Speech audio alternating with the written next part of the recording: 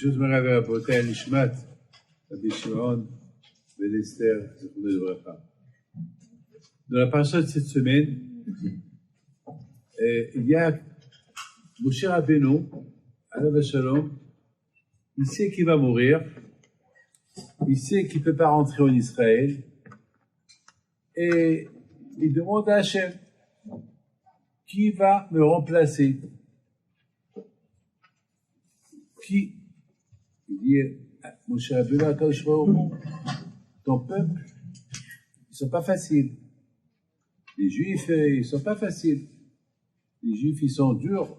Les mitzvot, ils sont durs. Et les Juifs, c'est dur. Alors, il faut quelqu'un qui soit capable, quelqu'un qui est patient. Lorsqu'il y a une Gezerah, il est là pour annuler la Gezerah. Vous savez, le peuple juif, n'oubliez pas, ils étaient primitifs.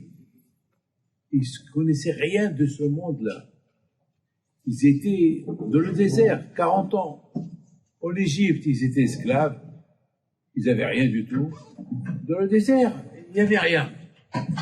Pas de machine à laver, pas de repas, pas de cuisine, pas de sèche-linge, rien.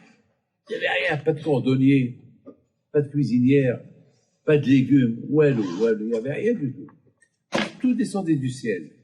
La manne, elle descend du ciel, l'eau, elle était présente, ils étaient protégés, ils n'avaient pas besoin de la clim, parce que les nuées, ils faisaient le chaud et le froid, et les vêtements, les mêmes vêtements qu'ils avaient sur eux, ils sont restés sur eux 40 ans, ils se lavaient d'eux-mêmes, ils n'avaient pas besoin de prendre la douche, ils n'avaient pas d'époux, ils n'allaient pas aux toilettes. La manne qu'ils mangeaient, ils restaient dans le corps. Il n'y avait rien. C'était des gens comme des malachim. Moshe Rabbeinu lui dit, attends, un peuple comme ça, maintenant, soudainement, ils vont rentrer en Israël, il y a des terres, il y a le manger, il faut quelqu'un de capable qui les gère. Mais Moshe, à quoi tu t'en fous? Attends, tu crois, tu donnes conseil au bon Dieu? Et attends, Hachem ici, ce qu'il fait, pourquoi tu es préoccupé? Au lieu qu'il soit préoccupé de sa femme, ses gosses, sa famille, écrire un testament, à quoi il est préoccupé du peuple juif? C'est ça la grandeur de Moshe Rabbeinu. C'est pour ça que Moshe Rabbeinu ne peut pas l'oublier. On vit avec Moshe Rabbeinu tout le temps. Depuis qu'on est né, on est avec Moshe Rabbeinu. Moshe Emet, Torah Emet, Torah Tzibalanu Moshe, Torah Shakila. On vit avec Moshe Rabbeinu. On vit avec lui. Quand on vit avec Hachem, d'ailleurs, le Baal HaTurim, il dit que Moshe, c'est les mêmes lettres de Hachem. C'est-à-dire, tu vis avec Moshe comme tu vis avec Hachem. C'est tout. Avec Moshe Rabbeinu. C'est Moshe Rabbeinu.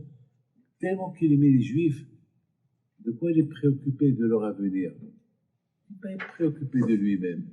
Et c'est une leçon pour nous. Parce que nous, on pense toujours à soi-même. On pense à nous. Et même si on ne pense pas beaucoup à nous, on donne des priorités. Mais Moshe Rabbeinu, il a donné priorité à Israël. Le public, la majorité. Vous savez, il y a Rabbi Chaim Volozhin, l'élève du Gaon Vina, il dit que chacun de nous il doit savoir que le bon Dieu il l'a créé pas pour lui. C'est-à-dire que moi je suis créé pas pour moi. Le bon Dieu m'a créé pour l'autre, pour sauver qu'est-ce qu'il a l'autre, s'occuper de l'autre. Pas de toute façon toi tu t'occupes de toi, mais l'autre qui va s'occuper de lui. C'est une idée spectaculaire de Chaim Volozhin. Il y a un autre arabe, Rabbi Yitzhak Blazer. Il dit pourquoi le bon Dieu a créé deux yeux? Pourquoi il n'a pas créé un seul œil? Il répond, il dit un œil pour toi, un œil pour l'autre. Un œil pour voir ce que tu as besoin, et l'autre œil pour voir qu'est-ce que l'autre il a besoin. C'était ça, Rabotai Moshe Rabbeinu. Moshe Rabbeinu a Ra'aya Mehemna. C'est pour ça qu'on dit que Moshe Rabbeinu se trouve dans chaque génération. Quelle est la raison que Moshe Rabbeinu se trouve dans chaque génération? Ça veut dire que Moshe Rabbeinu, lorsqu'il était vivant, il s'occupait que des bénis Israël. Et avant sa mort, il s'occupe que des bénis Israël. Alors, quand je lui ai donné une récompense, puis toi, dans ta vie et avant ta mort, alors même, chaque génération, tu seras présent. Donc, il n'y a pas une génération qui n'a pas un Moshe Rabbeinu. Moshe Rabbeinu nous accompagne. Sachant qu'il nous accompagne, c'est que chacun de nous doit apprendre de Moshe Rabbeinu. Être comme Moshe Rabbeinu, être préoccupé de l'autre, c'est impossible. Impossible, impossible, impossible. Mais au moins, ce qu'on peut faire. Et c'est ça, Rabotai, la leçon. Il dit, Moshe Rabbeinu avant sa mort, Yifkod el harochot, Hachem, regarde, trouve quelqu'un de bien, quelqu'un qui comprend chaque juif, quelqu'un qui peut être à la hauteur de chaque juif, parce que les juifs, chacun il a ses idées, on est des fous. Maintenant, la grande mode ici au Canada, gym, hommes et femmes ensemble. Vous savez, vous voyez des arvois qui se passent. Il y a une femme qui m'a dit hier, Rabbi David, donne-moi une teshuva à faire. Je dis quoi? Il m'a dit, le monsieur, il m'a dit, non, le gym, je ne sais pas dans quel gym, je ne connais pas où. Il m'a dit que quelqu'un du public qui fait la. Il lui a dit, non, madame, c'est pas comme ça qu'il faut faire, il faut ajuster tes pieds comme ça. Il lui a touché l'endroit. Elle était choquée. Elle dit, qu'est-ce que tu fais? Elle dit, non, c'est ça la gymnastique. Hachem Ishmor. Donc ça commence comme ça. Or, elle est venue. Elle a dit que je ne vais plus. Il s'est rendu compte du danger. Hachem Ishmor. Moshe Rabbeinu était comme ça, Moshe Rabbeinu.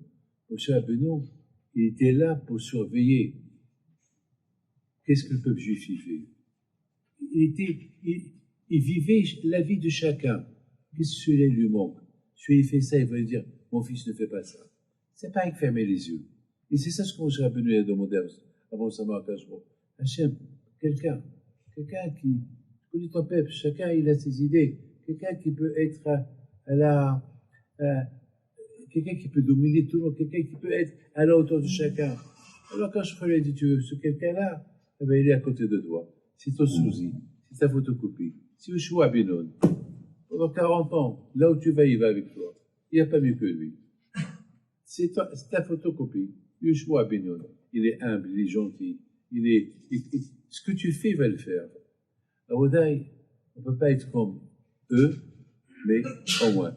À Odaï, c'est comme ça les tzadikim. Tzadikim, les vrais tzadikim, toujours leur préoccupation, c'était pas eux, c'était l'autre. C'était l'autre, toujours ils voyaient l'autre. C'est comme ça, on peut pas, toute la Torah, on ne peut pas l'accomplir seul.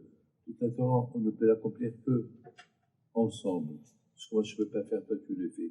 Ce que lui ne peut pas faire, l'autre tu le fait. Et c'est comme ça, Israël arrivait des baisers. Mais pour arriver à ce niveau-là, qu'on est tous ensemble, Amehad, Kishehad, il faut avoir l'idée de chacun de nous. C'est un monde. Moi, je suis un monde. Mais il ne faut pas que j'oublie que dans mon monde, il y a un autre monde. Dans mon monde, il y a des mondes. Dans ce monde-là, on vit. Il y a des astres, il y a des mondes. Dans mon monde, il y a beaucoup de mondes. Il y a des milliards de mondes. Et c'est que ces 10 milliards de mondes, c'est chaque être humain. Chacun, il fait partie de mon monde. Et si je fais partie que de mon monde à moi, pas des autres, alors je m'exclus. Et lorsqu'on s'exclue, alors le bon Dieu aussi t'exclue. Tu ne fais plus partie du monde que j'ai créé. À l'Est, pourquoi arriver à ça? La raison pourquoi Rabotai, Moshe Rabbeinu, sa préoccupation et son enseignement, c'est la chose suivante. Être toujours préoccupé de l'autre. Aider l'autre. Qu'est-ce qu'il a besoin? Voilà, Rabotai, cette semaine, qu'est-ce que j'entends? Que des malades, chimichement. Oh là là, ce que j'entends. Des malades. Mais bon, Hachem,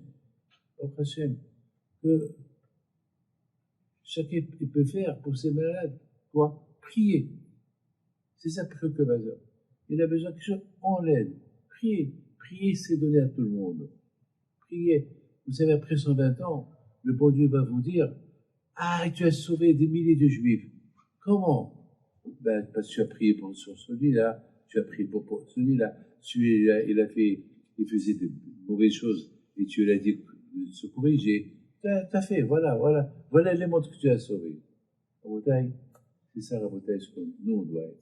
On doit prendre ça de Moshe Rabbeinu. Hachem protège. Je suis Sandak ce matin, c'est pour ça qu'on n'a pas fait le Tahanoun, et vous m'excusez, je dois courir pour recevoir Elion.